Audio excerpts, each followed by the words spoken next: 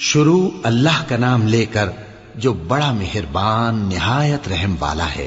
الف لام میم، اللہ جو معبود برحق ہے اس کے سوا کوئی عبادت کے لائق نہیں، زندہ ہے سب کو تھامنے والا۔ اس نے اے نبی تم پر سچی کتاب نازل کی جو پہلی آسمانی کتابوں کی تصدیق کرتی ہے، اور اسی نے تورات اور انجیل نازل کی تھی۔ یہ دو کتابیں اس نے پہلے نازل کی تھیں لوگوں کی ہدایت کے لیے، اور پھر قرآن جو حق اور باطل کو الگ الگ کر دینے والا ہے نازل کیا۔ جو لوگ اللہ کی آیتوں کا انکار کرتے ہیں ان کو سخت عذاب ہوگا، اور اللہ زبردست ہے، بدلہ لینے والا ہے۔ اللہ ایسا خبیر و بصیر ہے کہ کوئی چیز اس سے پوشیدہ نہیں، نہ زمین میں اور نہ آسمان میں۔